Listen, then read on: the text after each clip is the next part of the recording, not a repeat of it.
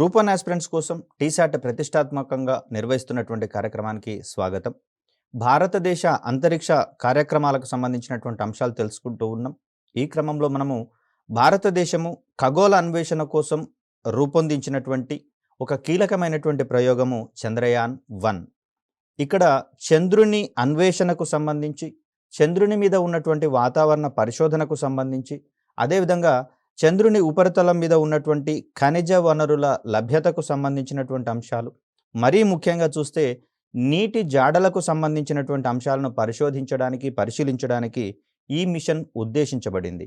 మరీ ముఖ్యంగా చూస్తే ఇవన్నీ సెకండరీ లక్ష్యాలు కాగా, ప్రాథమికంగా చూస్తే ఖగోళ అన్వేషణ కోసం స్పేస్ క్రాఫ్ట్ సాంకేతిక పరిజ్ఞానాన్ని సముపార్జించుకోవడానికి గాను భారత్ ప్రతిష్టాత్మకంగా రూపొందించుకొని ప్రయోగించినటువంటి ఒక అద్భుతమైనటువంటి లాంచ్గా చంద్రయాన్-1 అనేది నిలవనుంది. దీని యొక్క ప్రేరణతోనే తదుపరి దశలో మంగళయాన్ మిషన్ కావచ్చు, అదేవిధంగా చంద్రయాన్-2కి సంబంధించినటువంటి ప్రయోగాలను చేపట్టడం జరిగింది విజయవంతంగా. మరి ఈ క్రమంలో చంద్రయాన్-1 ప్రయోగంలో ఇమిడి ఉన్నటువంటి లక్ష్యాలకు సంబంధించి, అదేవిధంగా దీంట్లో ఖగోళ అన్వేషణ కోసం ఉద్దేశించినటువంటి మొదటి ప్రయోగం కాగా, దీనికి సంబంధించి దశల వారీగా ఏ విధమైనటువంటి మెకానిజం ఎస్టాబ్లిష్ చేయబడుతుందో తెలుసుకునే ప్రయత్నం చేద్దాం. ఇక్కడ చంద్రయాన్-1కి సంబంధించినటువంటి పూర్తి డిస్క్రిప్షన్ మనకు ఇక్కడ కనిపిస్తూ ఉంది. దీంట్లో దిగువన కనిపిస్తూ ఉంది చంద్రయాన్-1కి సంబంధించినటువంటి స్పేస్ క్రాఫ్ట్ యొక్క నమూనా. దీంట్లో ఉన్నటువంటి పేలోడ్స్ అన్నీ కూడా మనకి ఇక్కడ క్లియర్గా కనిపిస్తూ ఉన్నాయి. మూన్ ఇంపాక్ట్ ప్రోబ్ అని, అదేవిధంగా sub keV atom reflecting analyser అని, సోలార్ ప్యానల్స్కి సంబంధించి అన్ని కామన్గా ఉండేటటువంటివి, x ray spectrometers, high energy gamma x ray spectrometer, ఇలాంటి ఉపకరణాలన్నీ కూడా దీంట్లో క్రమబద్ధంగా అమర్చినటువంటి ఒక అంశంగా చూస్తూ ఉన్నాం. సో ఇది పిఎస్ఎల్వి C11 ద్వారా ప్రయోగించడం అనేది జరిగింది. ముఖ్యంగా చూస్తే భారీ కార్యక్రమాలను చేపట్టడానికి, అదేవిధంగా బరువైనటువంటి పేలోడ్లను ప్రయోగించడానికి గాను PSLV-11ని తొలిసారిగా ఎక్సెల్ వెర్షన్లో రూపొందించడం అనేది జరిగింది. మనం ఇంత క్రితమే చెప్పుకున్నాం, జెనరిక్ వెర్షన్లో ఉన్నటువంటి సాధారణ పరిమాణంలో ఉండే 6 స్ట్రాపాన్ మోటార్ల స్థానంలో ఇక్కడ 12 టన్నుల వరకు ఇంధనాన్ని వినియోగించుకోగలిగేటటువంటి 6 స్ట్రాపాన్ మోటార్స్, శక్తివంతమైనటువంటి స్ట్రాపాన్ మోటార్స్తో రీప్లేస్ చేయడం అనేది జరుగుతుంది. తద్వారా జెనరిక్ వెర్షన్ నుంచి ఎక్సెల్ వెర్షన్ని రూపొందించడానికి అనువుగా ఉంటుంది. వెహికల్కి సంబంధించినటువంటి డిస్క్రిప్షన్ని కనుక మనం గమనిస్తే, దీని యొక్క బరువు ప్రయోగ సమయంలో, ఇక్కడ ప్రయోగ సమయంలో అన్నప్పుడు వాహక నౌక యొక్క బరువుతో పాటుగా దాంట్లో ఉండేటటువంటి ఇంధనం యొక్క బరువు మరియు ఉపగ్రహం యొక్క బరువు కూడా మనము మెన్షన్ చేసుకోవాల్సి వస్తుంది. సో మొత్తంగా చూస్తే ఇది 316 టన్నులు ఉన్నట్లుగా మనం గమనించవచ్చు. దీని యొక్క హైట్ వచ్చేసి మనకు 44.4 మీటర్లు. ఇది మొత్తంగా చూస్తే 4 దశలలో ప్రయాణించేటటువంటి వాహనంగా మనకు కనిపిస్తూ ఉంది. దీంట్లో ఆల్టర్నేట్గా సాలిడ్ మరియు లిక్విడ్ ఫ్యూయల్స్ని వినియోగించేటటువంటి అవకాశం ఉంది.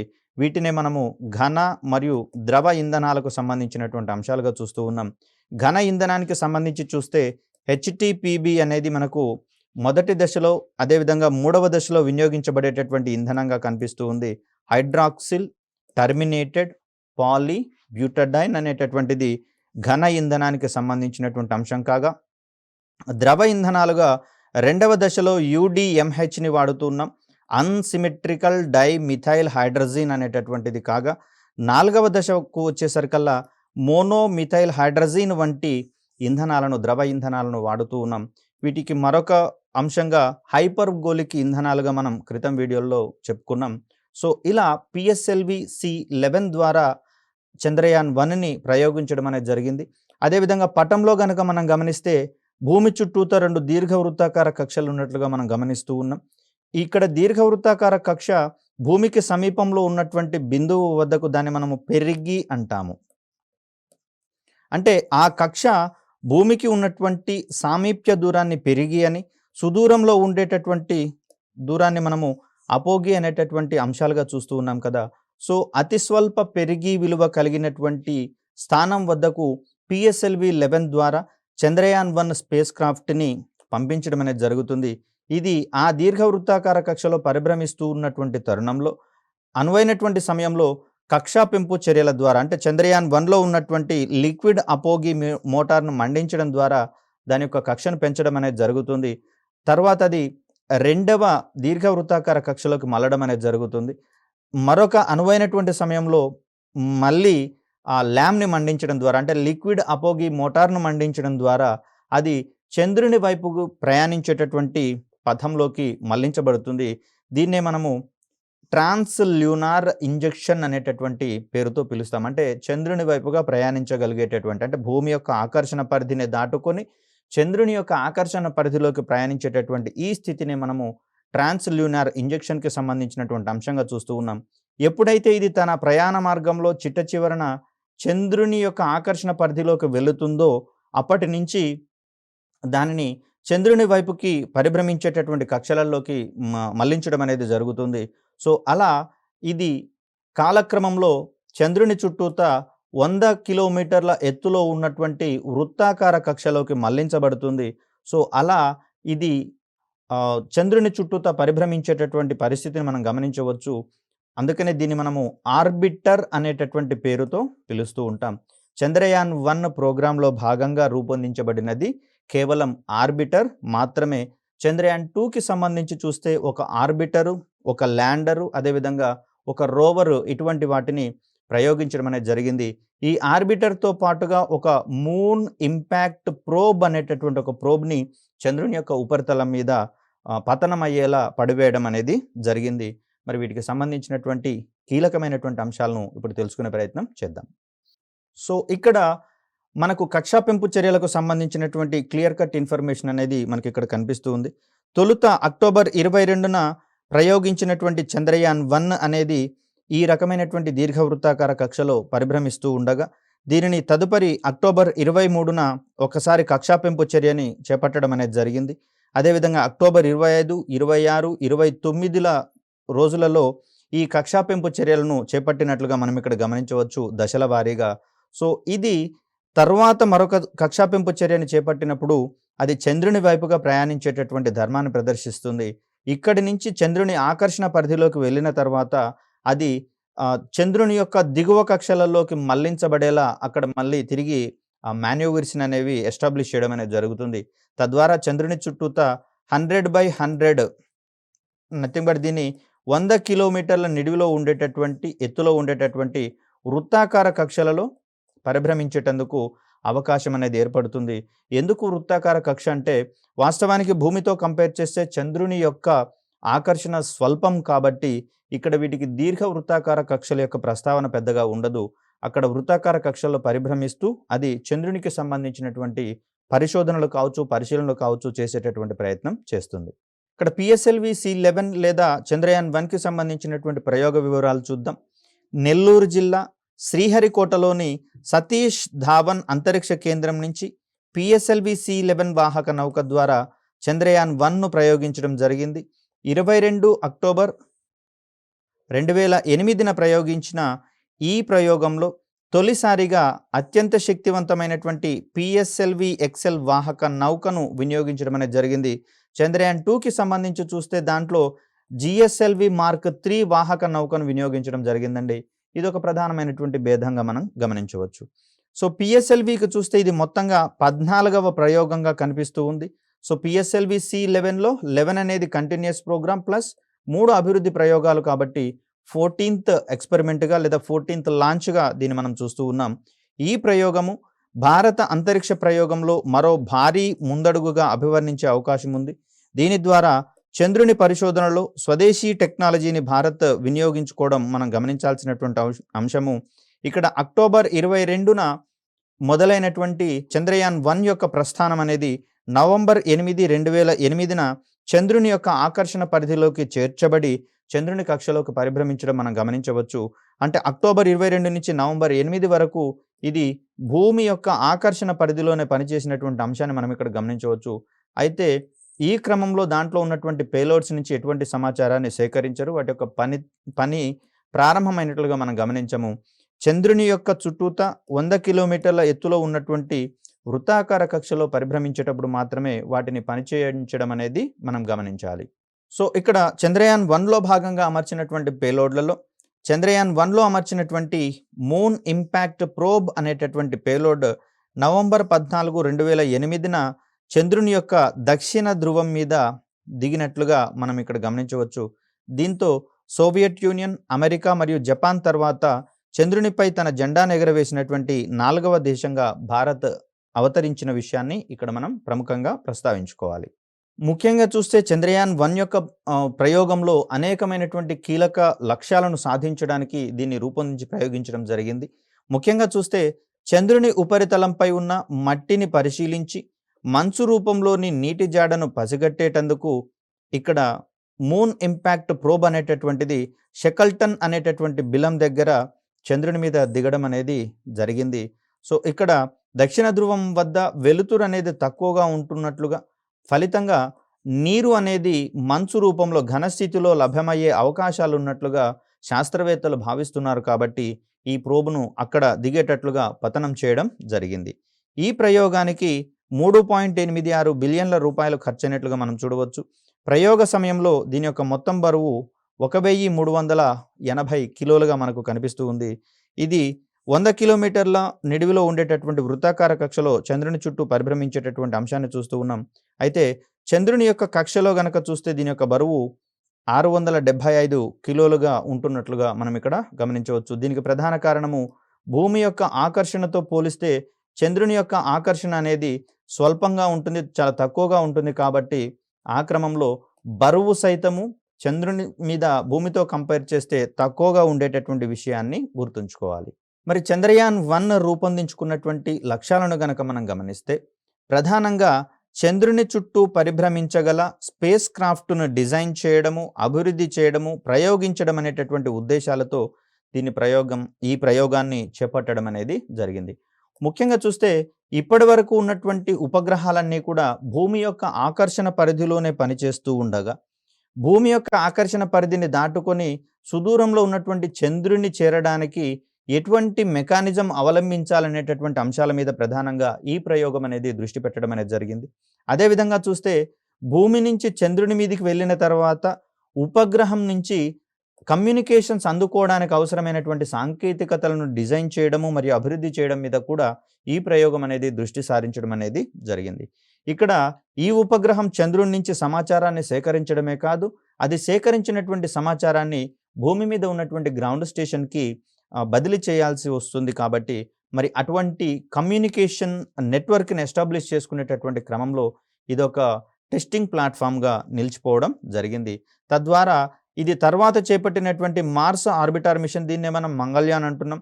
అదేవిధంగా చంద్రయాన్ 1 తర్వాత అదే రకమైనటువంటి పనితీరుతోటి, అదే రకమైనటువంటి పరిశీలనతోటి ఉద్దేశించినటువంటి చంద్రయాన్ 2 ప్రయోగాలలో కూడా ఈ సాంకేతికతను ఉపయోగించుకోవడం అనేది జరిగింది.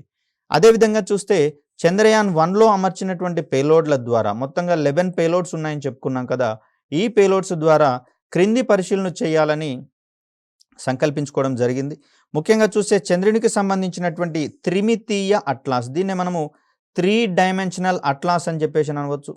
ఫలితంగా చంద్రుని ఉపరితలం మీద ఉన్నటువంటి మైదానాలకు సంబంధించి, పీఠభూములకు సంబంధించి, అదేవిధంగా కొండ ప్రాంతాలు లేదా పర్వతాలకు సంబంధించినటువంటి అంశాలను మనం మ్యాపుల రూపంలో పరిశీలించేటందుకు అవకాశం అనేది కలుగుతుంది.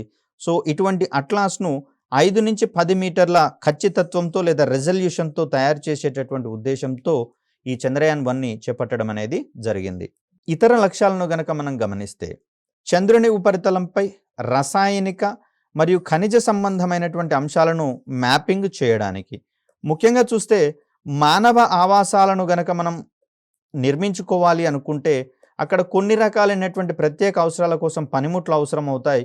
మరి వీటికి సంబంధించినటువంటి పనిముట్లను భూమి మీద నుంచి మోసుకొని పోవాలంటే చాలా ఖర్చుతో కూడుకున్నటువంటి విషయం. కాబట్టి చంద్రుని మీదనే గనక ఖనిజాలు లభ్యమైతే సంబంధిత మెకానిజంని అక్కడే ఎస్టాబ్లిష్ చేసుకునేటందుకు వీలుంటుంది. కాబట్టి అందుకు అనువైనటువంటి అవకాశాల కోసం ఇది సెర్చ్ చేయడం అనేది జరుగుతుంది. సో దీంట్లో భాగంగా అంటే చంద్రయాన్ 1కి సంబంధించినటువంటి ఈ లక్ష్యాన్ని సాధించిన క్రమంలో చంద్రుని ఉపరితలంపై మెగ్నీషియం, అల్యూమినియం, సిలికాన్, కాల్షియం, ఇనుము, టైటానియం, రేడాన్, యురేనియం మరియు థోరియంల యొక్క ఉనికిని పరిశీలించడానికి ఈ ప్రయోగం అనేది చేపట్టడం జరిగింది.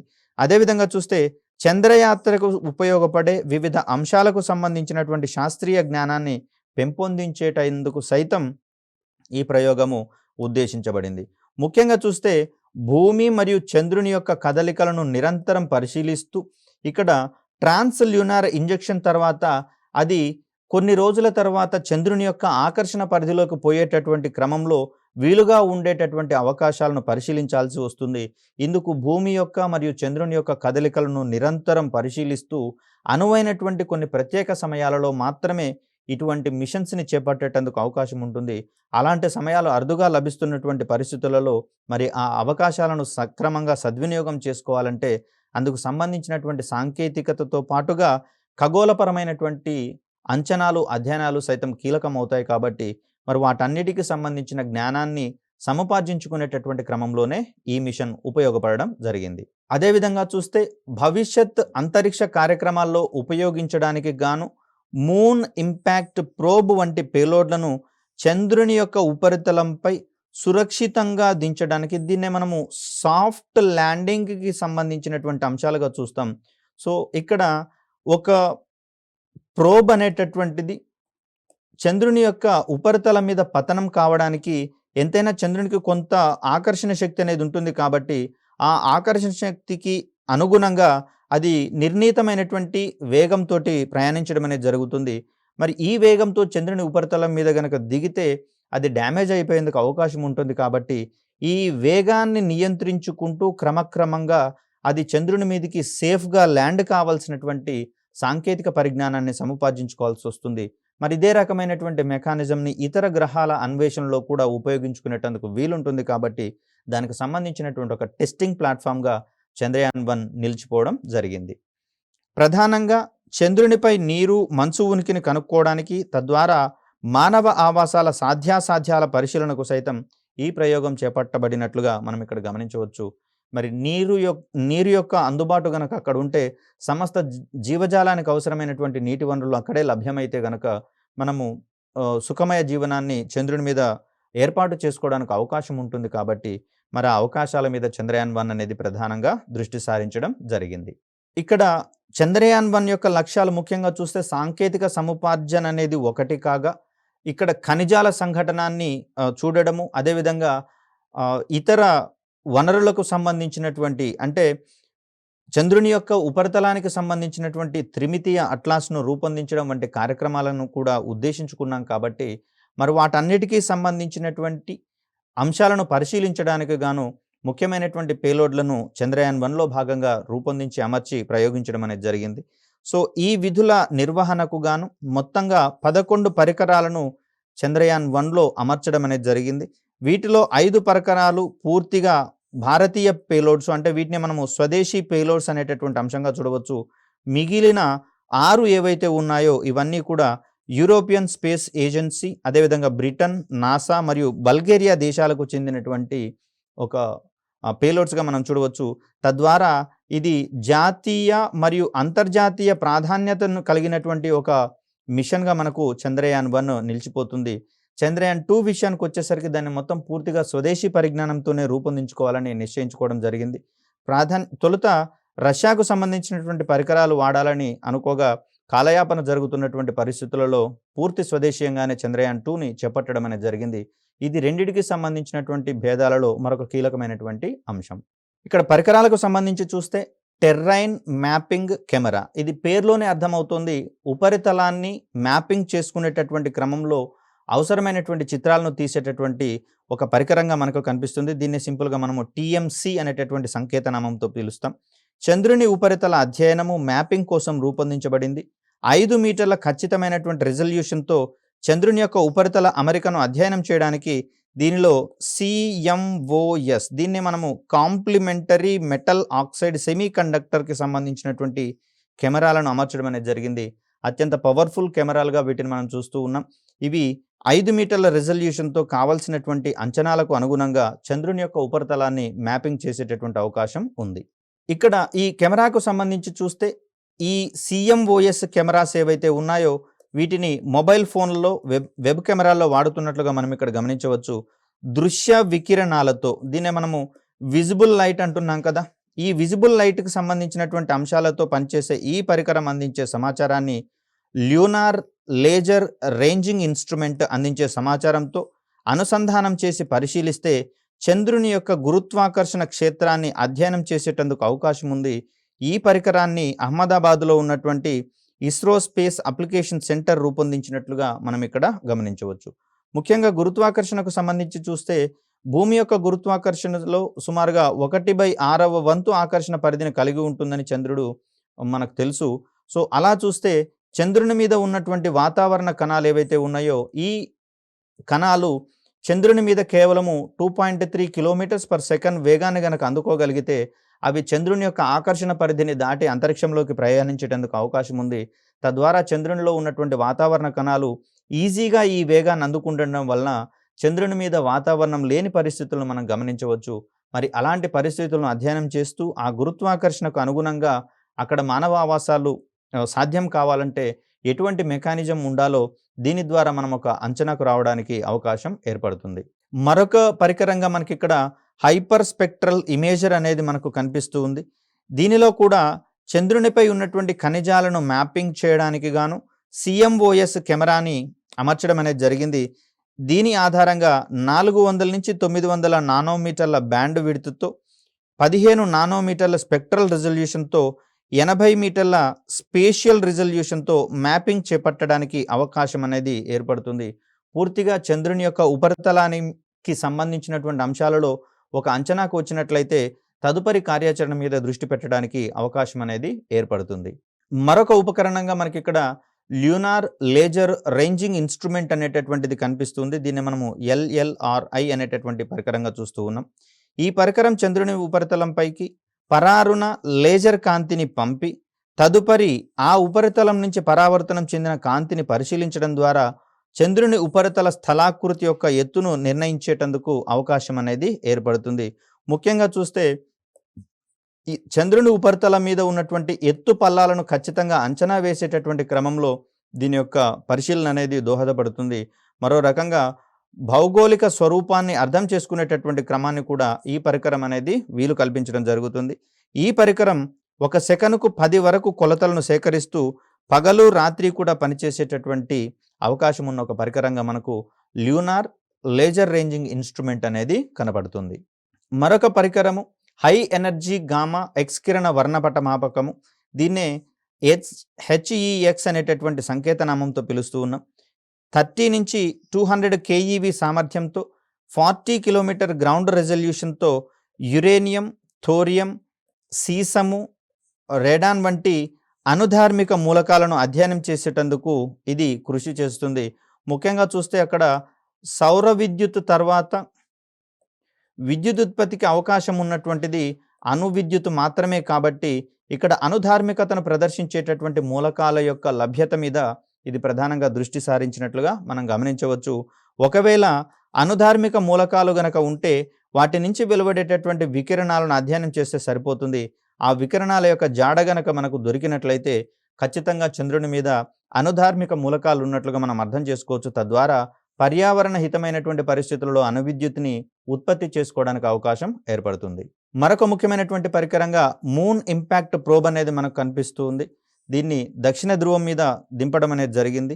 ఇస్రో తయారు చేసినటువంటి ఈ పరికరంలో సి బ్యాండ్ రాడార్ ఆల్టిమీటర్ అమర్చడం అనేది జరిగింది. దీని ద్వారా ప్రోబ్ ఉన్నటువంటి ఆల్టిట్యూడ్ ఎత్తు అనేది సమయానుసారంగా గుర్తించడానికి అవకాశం అనేది ఏర్పడుతుంది.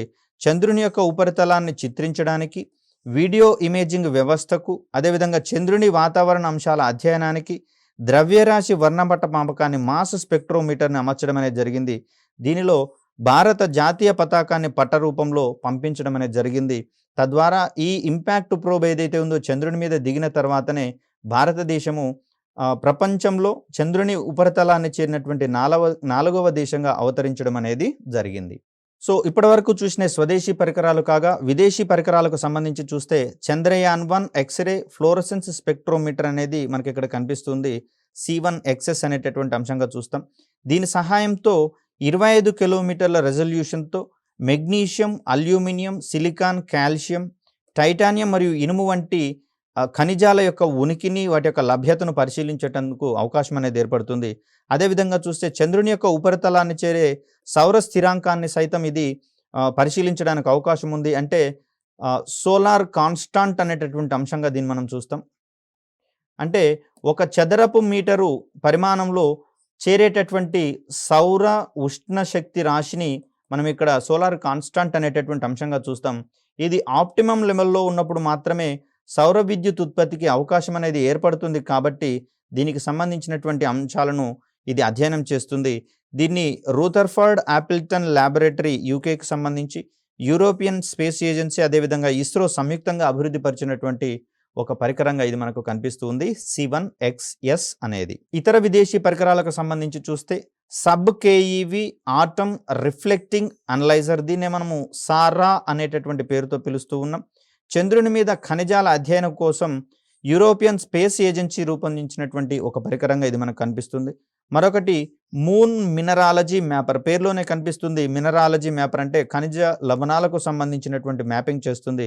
దీన్ని బ్రౌన్ విశ్వవిద్యాలయము, జెట్ ప్రొపల్షన్ ల్యాబొరేటరీస్ రూపొందించినట్లుగా మనకు కనిపిస్తుంది. ఇది డిసెంబర్ 17, 2018 నుంచి పనిచేయబడినట్లుగా మనం ఇక్కడ గమనించవచ్చు. మరొక ముఖ్యమైనటువంటి పరికరంగా స్పెక్ట్రోమీటర్ ఇన్ఫ్రారెడ్ SIR అనేటటువంటిది కనిపిస్తుంది. యూరోపియన్ స్పేస్ ఏజెన్సీ రూపొందించినటువంటి ఈ పరికరము సామీప్య పరారుణ వర్ణపటం సహాయంతో చంద్రుని మీద ఖనిజాల యొక్క అధ్యయనాన్ని ఉద్దేశించి పనిచేయడం జరుగుతుంది. ఇంకొకటి మినీ సింథటిక్ అపర్చర్ రాడార్, దీన్నే మనం మినీ SARగా పిలుస్తూ ఉన్నాం. దీన్ని నాసా రూపొందించింది. దీని ద్వారా చంద్రుని యొక్క ధ్రువ ప్రాంతాల్లో మంచు మరియు నీటి జాడలను కనుగొనేటందుకు అవకాశం అనేది ఏర్పడుతుంది. మరొక పరికరంగా రేడియేషన్ డోస్ మానిటర్ ఎక్స్పెరిమెంట్, దీన్నే మనము RADAM-7 అనేటటువంటి పరికరంగా చూస్తూ ఉన్నాం. ఇది బల్గేరియా రూపొందించినటువంటి పరికరంగా కనిపిస్తూ ఉంది. చంద్రుణ్ణి ఆవరించి ఉన్నటువంటి రేడియేషన్ వాతావరణం, అంటే ఆ వాతావరణంలో ఉన్నటువంటి రేడియేషన్ పరిస్థితులకు సంబంధించినటువంటి అధ్యయనాలను చేపట్టేటటువంటి పరికరంగా ఇది మనకు కనిపిస్తుంది. ఇక్కడ చంద్రయాన్ 1కి సంబంధించినటువంటి ఇతర అంశాలను పరిశీలిస్తే ఇది అక్టోబర్ 22, 2008న 22,860 కిలోమీటర్ల అపోగి, 255 కిలోమీటర్ల పెరిగి, దీన్నే మనము 255/22,860 అనేటటువంటి సంకేతనామంతో చెప్పొచ్చు. ఈ కక్షలోకి దీనిని ప్రయోగించడం అనేది జరిగింది. చంద్రయాన్ 1 యొక్క జీవిత కాలము 2 సంవత్సరాలు కాగా ఆగస్టు 29, 2009 నుంచి దీని నుంచి ఎటువంటి కమ్యూనికేషన్స్ అందడం లేదని ఇస్రో ప్రకటించడం అనేది జరిగింది.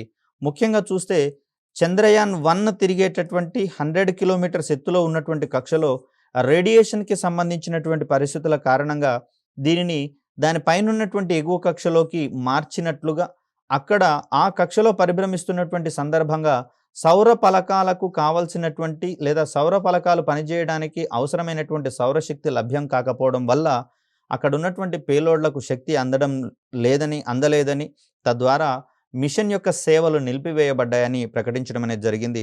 చంద్రయాన్ 1కు అప్పగించినటువంటి బాధ్యతల్లో 95% పూర్తి చేసినట్లుగా మనకు ఇక్కడ కనిపిస్తుంది. ఇది సుమారుగా చంద్రుని చుట్టూతా 312 రోజుల పాటు పరిభ్రమిస్తూ తన యొక్క సేవలను అందించినటువంటి క్రమాన్ని ఇక్కడ మనం చూస్తూ ఉన్నాం.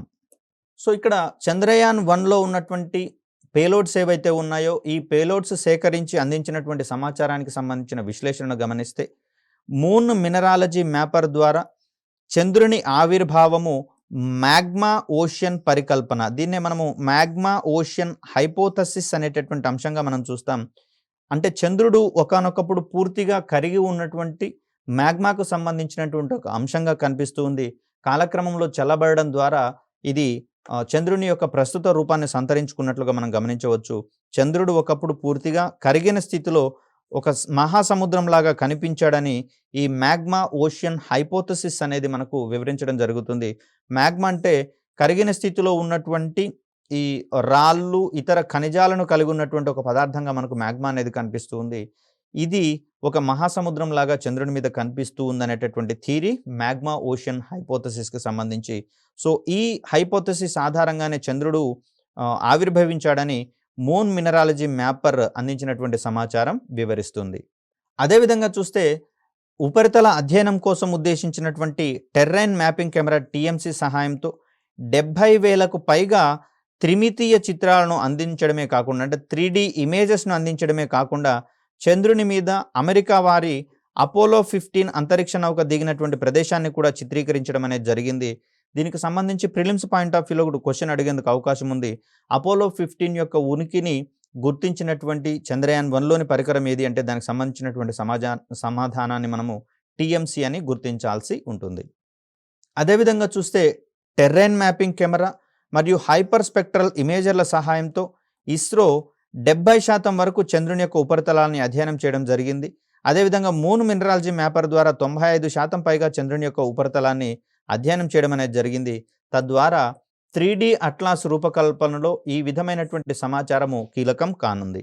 మరొక ఉపకరణమైనటువంటి స్పెక్ట్రోమీటర్ ఇన్ఫ్రారెడ్ 2 ఆధారంగా చంద్రునిపై ఖనిజాల అధ్యయనానికి సంబంధించినటువంటి హై రెజల్యూషన్ స్పెక్ట్రల్ డేటా లభ్యం కావడం అనేది జరిగింది. తద్వారా చంద్రుని ఉపరితలం మీద ఉన్నటువంటి ఖనిజ వనరుల యొక్క లభ్యతకు సంబంధించి ఒక ఖచ్చితమైనటువంటి అంచనాకు రావడానికి అవకాశం అనేది ఉంది. ఈ క్రమంలో చంద్రయాన్ 1 అనేది ముఖ్యంగా చూస్తే ఖగోళ వస్తువుల మీదకి ఇతర ఖగోళ వస్తువుల మీదకి స్పేస్ క్రాఫ్ట్‌లను పంపించేటటువంటి సాంకేతికతను సంపాదించుకోవడానికి ఉద్దేశించబడగా ఆ లక్ష్యాన్ని ఇది సాధించడం జరిగింది. అదేవిధంగా చంద్రుని యొక్క ఉపరితలాన్ని చిత్రించడము, చంద్రుని మీద ఉన్నటువంటి ఖనిజ వనరుల లభ్యతను అంచనా వేయడము, అదేవిధంగా నీటి యొక్క జాడలను గుర్తించడానికి కూడా దీన్ని ప్రయోగించడం జరిగింది. చంద్రుని మీద నీరు హైడ్రాక్సిల్ అయాన్ల రూపంలో ఉన్నట్లుగా చంద్రయాన్ 1 అనేది ధృవీకరించడం జరిగింది. మరి ఇవన్నీ కూడా చంద్రయాన్ 1 అందించినటువంటి విజయాలుగా మనం గమనించవచ్చు. వీటికి కొనసాగింపు కార్యక్రమంగా చంద్రయాన్ 2ని ప్రయోగించడం అనేది జరిగింది. మరి దానికి సంబంధించినటువంటి సమాచారాన్ని తదుపరి వీడియోలో తెలుసుకునే ప్రయత్నం చేద్దాం. అప్పటి వరకు సెలవు. ధన్యవాదాలు.